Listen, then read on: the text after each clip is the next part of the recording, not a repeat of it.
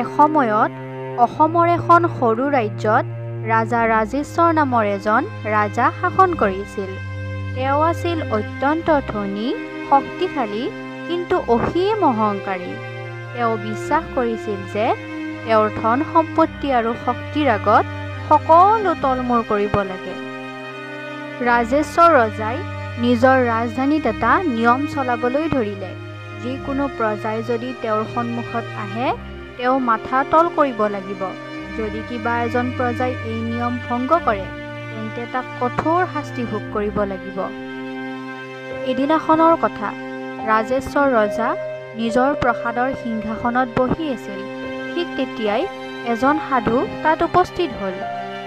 সাধুটো বয়সত বৃদ্ধ আছিল। তেওঁৰ দেহত মাত্ৰ কপাহী বস্ত্ৰ আছিল। তেওঁ ৰাজেশ্বৰ ৰজাৰ আগত অহাৰ পিছতো আন প্ৰজাৰ দৰে মাথা তল নকৰিলে।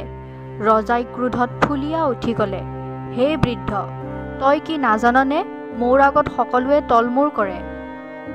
সাধুৱে হাঁহি ক'লে, হে ৰাজা, মই কোনো মানুহৰ আগত তলমূৰ নকৰোঁ, কিয়নো মই জানো যে পৃথিৱীৰ আটাইতকৈ ডাঙৰ শক্তি হৈছে ঈশ্বৰ। তোমাৰ ধন, তোমাৰ শক্তি, তোমাৰ ৰাজত্ব সকলো একেদিনাই শেষ হৈ যাব, কিন্তু ঈশ্বৰৰ শক্তি চিৰদিন থাকিব। ৰাজেশ্বৰ ৰজাই জোৱাই খাই ক'লে, তোৰ এই কথা শুনি মই তোক মৃত্যুদণ্ড দিম। সাধুৱে অলপো ভয় নকৰি ক'লে, ৰাজা, মই মৃত্যুৰ ভয় নকৰোঁ, কিন্তু তুমি যদি সত্যৰ সন্ধান কৰিব খোজা তেন্তে কিছুমান দিন সহ তোমাৰ সৈতে থাকিব বিচাৰোঁ। ৰাজাই ভাবিলে যে এই সাধুটোক মই পৰীক্ষা কৰি চাওঁ। যদি ই মোক বুজাব নোৱাৰে তেন্তে নিশ্চয় মোৰ আদেশ অনুসৰি মৃত্যুদণ্ড দিম। সাধুটোৱে 3 দিন সময় বিচাৰিলে। এই 3 দিনত সাধুটোৱে ৰাজাক বিভিন্ন শিক্ষামূলক কথা ক'লে।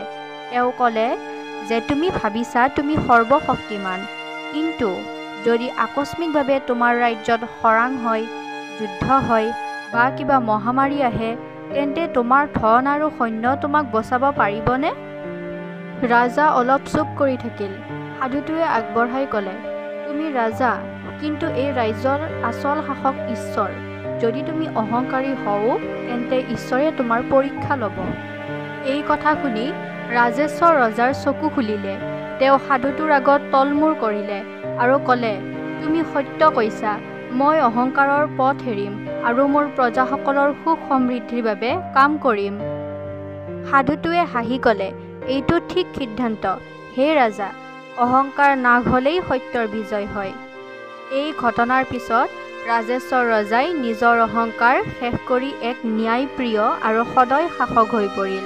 তেওঁৰ ৰাজ্যত শান্তি আৰু সমৃদ্ধি আহিল আৰু সকলো প্ৰজাই সুখে শান্তিত জীৱন অতিবাহিত কৰিব ধৰিলে। বন্ধুসকল, আমি এই কাহিনীটোৰ পৰা ইয়াকেই বুজো যে অহংকাৰে মানুহক কেতিয়াও উন্নতিৰ দিশে নিনিয়ে। নম্ৰতা আৰু দয়াই এগৰাকী সত্যবাদী নেতাক মহান কৰি তোলে।